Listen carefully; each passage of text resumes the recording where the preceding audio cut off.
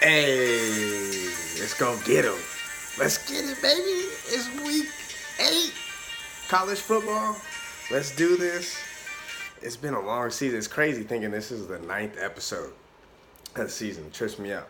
But I'm having fun with it. Hope you guys are having fun watching. I know there's not too many out there, but we're gonna grow it. Tell everybody, tell your friends, tell people. We got a good show here. I'm trying to do this forever. I love picking games, and it's fun kind of telling people, and talking to people about, what I'm picking, why I'm picking. So let's get it going. Quick recap from last week. 4-3 last week. It's not too bad. There's a couple games I wish would have gone my way a little bit, a little bit better, but it just didn't. I think I'm done picking Maryland this year. Maryland's just, like me rubbing my head right there. They've just been killing me. It's terrible. I'm pretty much done picking them.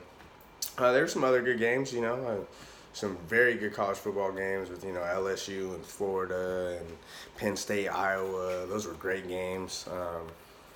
I really like Arizona State this year. That Arizona State-Washington State game, that was a good one to watch. There's some good football, man. So, yeah, let's get it rolling. Currently sitting at 55% against spread picks this year, which isn't too bad. Still got a lot of games left. And I'm feeling really good about some weeks coming up, especially because with conference play, teams really start to kind of settle in. You know what's going to happen. You can kind of look at what happened years past. There's rivalry games. There's a lot of different factors. So, there's some good things to look at when it comes to really picking and, that analysis behind the picks. So definitely listen up closely this week because I got some good stuff for you. Education this week, I want to talk a little bit about a trap game. So I know, I was actually reading about this a little bit because I felt kind of bad on some of my games last week on why are some of my picks just not happening? Kind of like Colorado and Oregon, right? Or Virginia and Miami. And I'm looking at these games, I'm like, how am I not covering on these games? Like Virginia and Miami, that was one of those games where I'm thinking what? Virginia's an underdog playing Miami, but Miami still covers? That's kind of like one of those ones where it's like a head scratcher, right? I'm like, what is going on? So I wanted to kind of look into it and see what is a trap game. And the funny thing is, a trap game is not a game where you're betting and all of a sudden it's like, oh, Vegas came out of nowhere and pulled a trap on you. That's not it. That's not what a trap game is.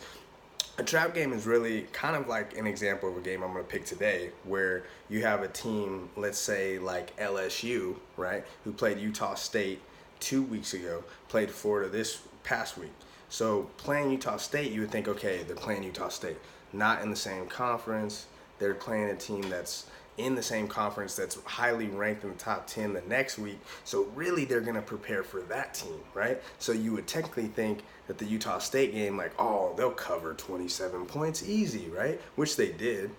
But a lot of people would think of that as a trap game where it's like they might let up a little bit because they're not really concentrating on that opponent that week. They're already looking towards the next week. So that's what an actual trap game is. It's not when, Vegas called, somebody turned out the lights, which to be honest, that's happened to me this year too in ECU Temple. Literally turned out the lights and a back door came. It was crazy. Watch it. It was something else.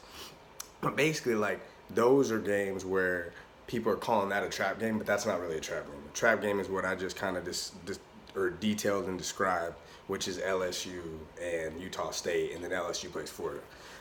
So that's kind of what it is. Funny thing is that I'll kind of talk about another one this week, which is involving LSU again.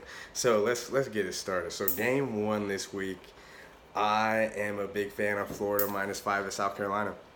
I like this game because South Carolina's coming off of a big win between the hedges at Athens against Georgia, right?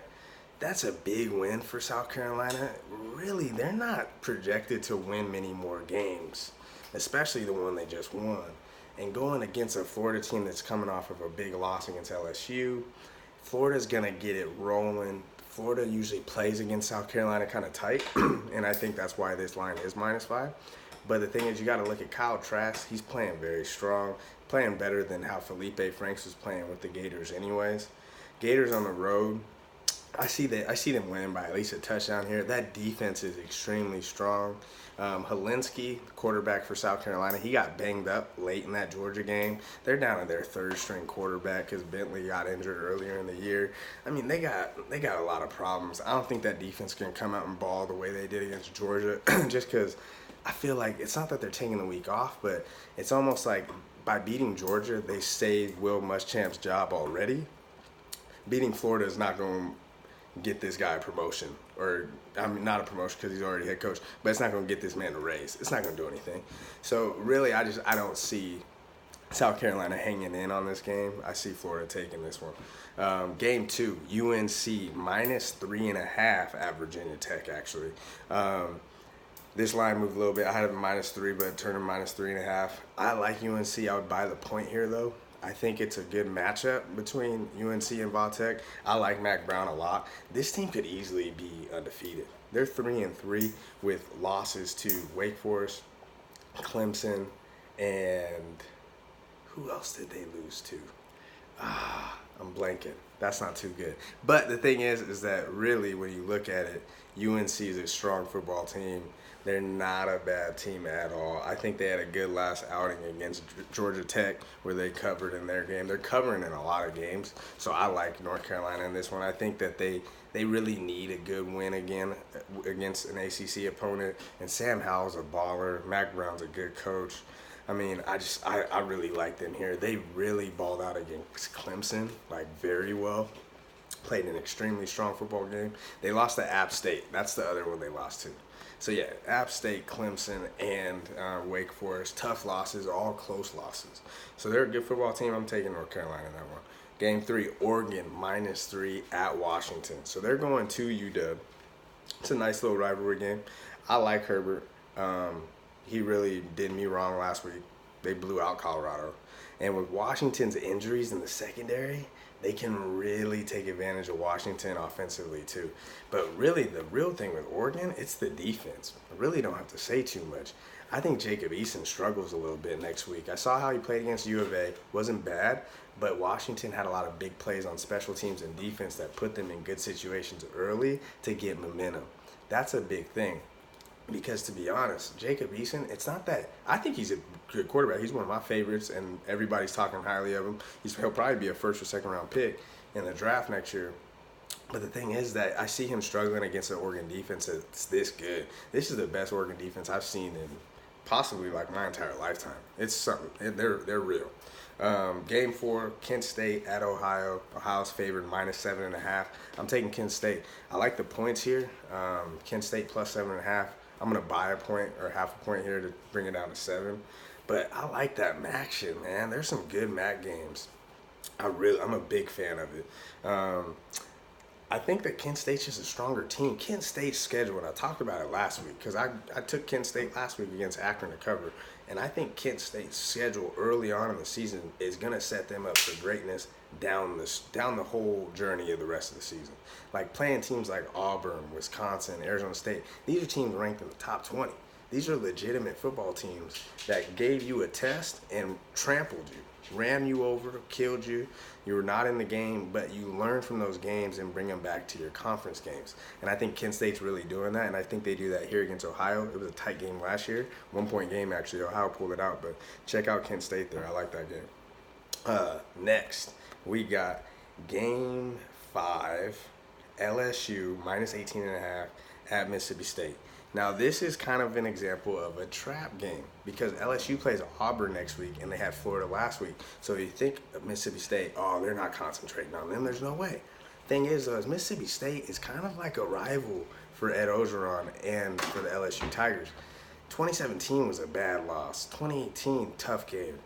It's always a tough game. Thing is Mississippi State with a new coaching staff, and not new coach staff, but a coach staff that's kind of still getting over some hurdles and things, and they're sitting out players, and they haven't been able to get it rolling. They lost to Tennessee, and Joe Burrow didn't have a blowout game stats wise last week. That boy's got to catch up on the Heisman trail.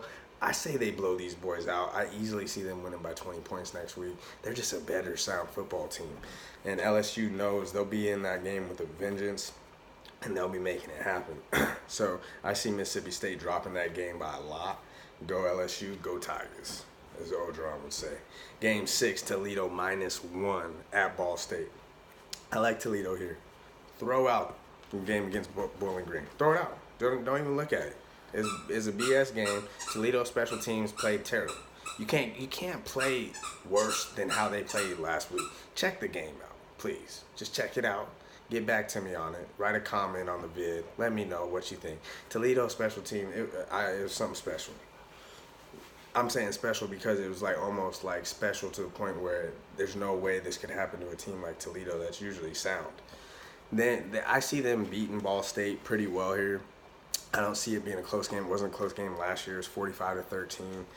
Toledo's a better football team than how they played last week, so just don't even look at it. Move on to the next. The next one's a W. There it is. They're one of the best teams in the MAC.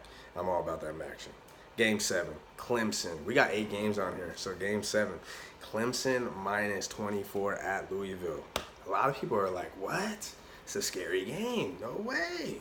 You can look at the game last year and be like, yeah, Clemson trampled them, right? And yeah, they really did. The thing is, Louisville's a better football team this year, and you can see with the Wake Forest game.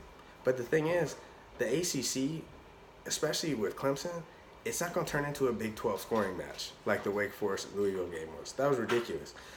Louisville is going to have to bring it back about 50 points this coming up week. I don't see them doing that well against Clemson's defense. They didn't do it last year. I don't see them doing it this year. I think the coaching staff's a lot better at Louisville, and I think they're going to be able to get the ball rolling a little bit. But I see Clemson winning easy here by at least 30 points. It's just not – it's not one of those games where you think Louisville's going to, like, come out and surprise. It's just not like that.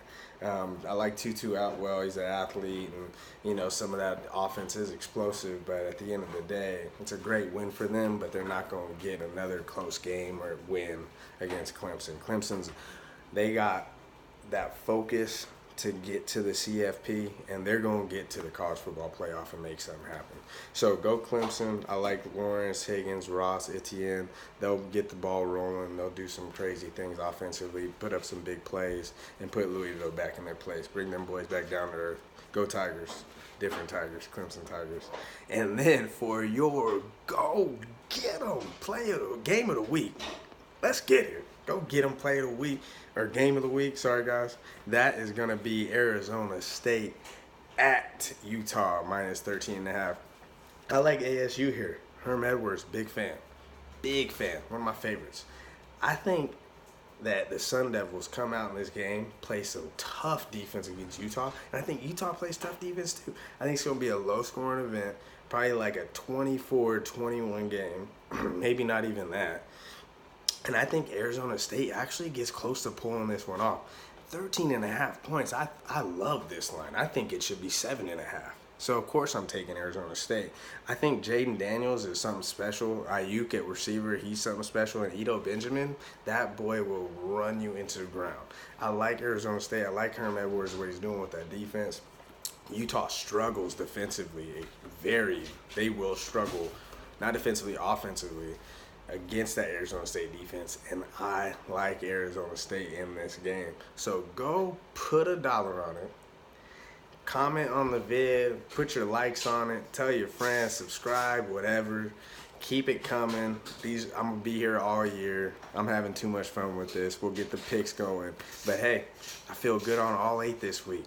Go have fun, watch some college football. Peace.